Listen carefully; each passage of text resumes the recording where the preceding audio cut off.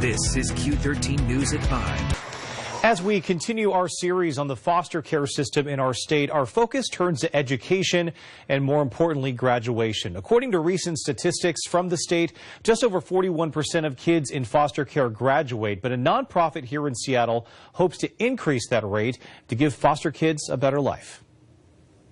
Walking across the stage for me is like one of like the happiest moments of my life, because over the 5 years, I was a lot of people told me that I wasn't going to be able to do it. A proud moment for any high school senior is graduation.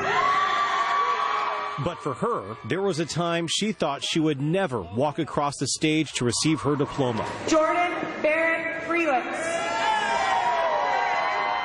You see, Jordon Barrett has quite the story to tell. At a moment, I didn't even believe in myself. I didn't think that I was going to be able to, graduate. There's times I was like, forget this. A story that, by the odds, would be insurmountable for most. When I was born with cocaine in my system. My mom was she was a really big drug addict. So I was taken from there and put into foster care. Her whole life in foster care, staying in one home after another.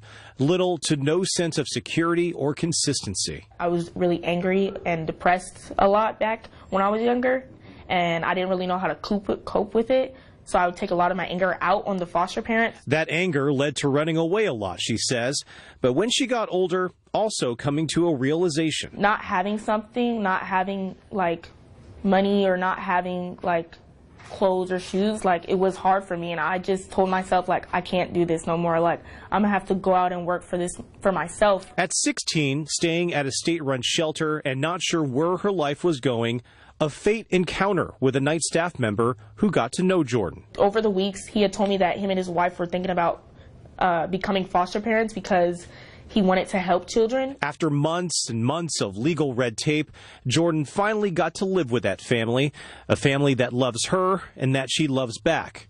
Her faith also grew. My best friend, his parents got me into church, and I started having a relationship with God, and it kind of brought me back into who I am today. But with that settled, the hard work was only beginning. When do we register for classes and all that? Yeah. That's where a Seattle-based nonprofit called Treehouse comes in. So you got your forms. They focus on providing academic support. You feel good about that? Mm-hmm. Cool. But also funding for activities, school fees, and even providing a free store for clothes, toys, and school supplies. I got an A on the history and a C+ on the science. Nice. You feel good about that? But more importantly, it gave Jordon the support she needed to graduate, this time coming from education specialist Merissa. I just try and get familiar with the young people and just have open conversation, so how's it going? What are your plans? How are your classes going? Simple conversations that many of us who have families take for granted. Mm-hmm. But for foster kids, it's simple talks like those that can be life-altering. Some cases are harder than others, and then some youth have been in situations where they were the adult from birth. They were raising themselves, and now they're going into a structured environment, and we're telling them to thrive. So that's counterintuitive as well. Which is why Treehouse believes getting to foster kids is so important. Treehouse works as an advocate for these kids in school, knowing and talking to the child's teachers and principal, even talking about daily life tasks. You put this on your calendar, because I'm pretty sure I was like, Jordan, you put this on your calendar. To major life events. They take a holistic approach to foster care instead of just thinking of each child as a number in a case folder. But it's more so, what do you want to do? What are your goals? What steps do you want to take to get there? And how can I support you on that journey? She helped me with what's going on with my family, stuff like that. If I had any issues with family, school, work, friends, she was just there just to talk to me. And the results show that this approach works.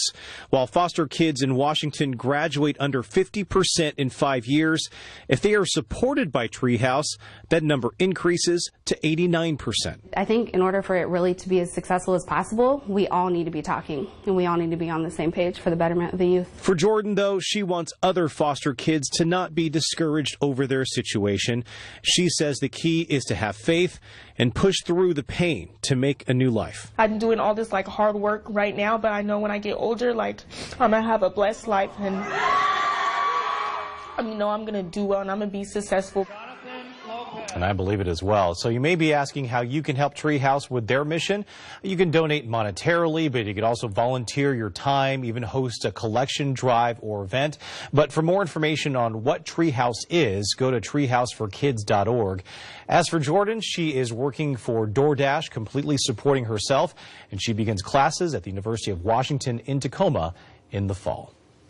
I'm excited to see what a bright future she has. I am too. Putting in a lot of work. Yep.